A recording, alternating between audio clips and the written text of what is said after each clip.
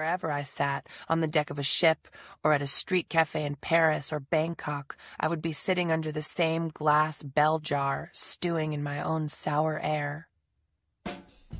The book, The Bell Jar, is a coming-of-age, semi-autobiographical novel written by poet and author Sylvia Plath. Through the perspective of Esther, a young college student, the book explores gender roles, mental health, and the loss of identity. While written and set in 1960s America, the central themes of the novel still remain relevant in today's society.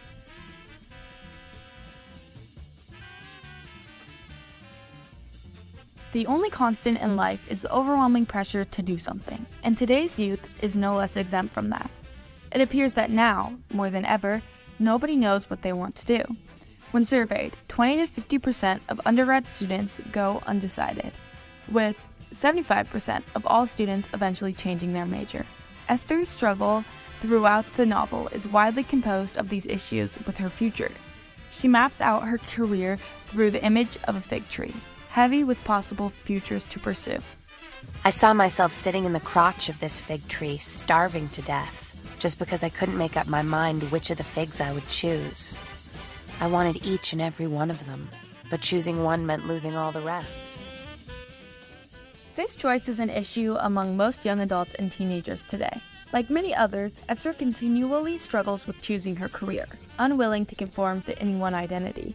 The U.S. Department of Labor states that the average person will change careers 5 to 7 times during their working life, and that approximately 30% of the total workforce will now change jobs every 12 months.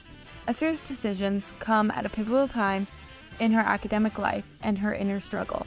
To reconcile her desires may help guide many students today organize their plans for the future. The CDC is out with a disturbing new report today on teenage mental health. It finds teen girls are experiencing record high levels of violence, sadness, and suicide risk. The interior voice, nagging me not to be a fool, fled like a disconsolate mosquito.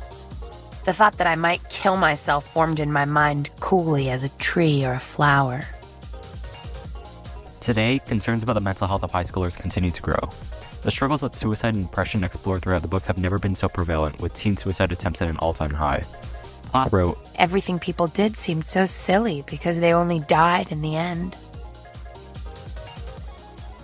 A rising trend with the new generation is self-deprecating humor, particularly pertaining to suicide and death. The instability that Gen Z has grown up with, from climate change and political polarization to school shootings and police brutality, has certainly played part in creating these common feelings of disillusionment, stress, loneliness, and depression.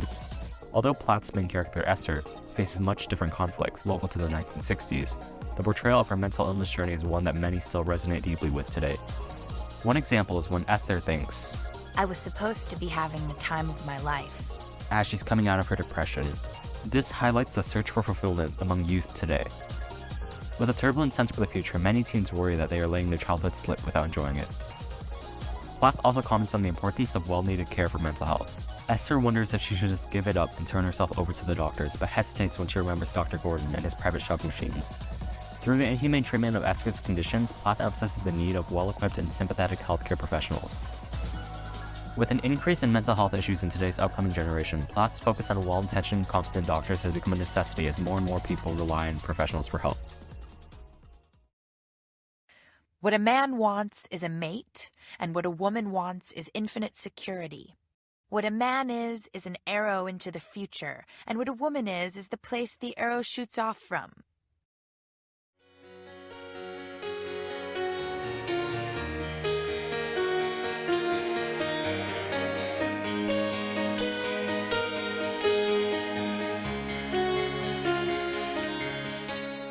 Living in a society that demands so much from high schoolers, it's important to recognize the adverse effects of societal pressures.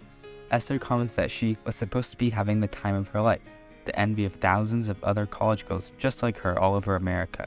She, however, felt very still and very empty. The gender roles forced upon Esther confused and restricted her.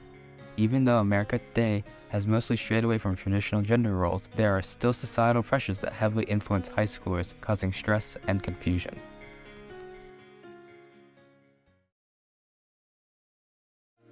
Although written over 60 years ago, the Belter's important messages and themes still remain relevant, as Plath's depiction of her own struggles parallel the depressive struggles of many today. An insight into the feelings of the underrepresented, Plath's novel stands as a voice for the misunderstood and highlights their collective needs. With her unceasing heart beating on, I am.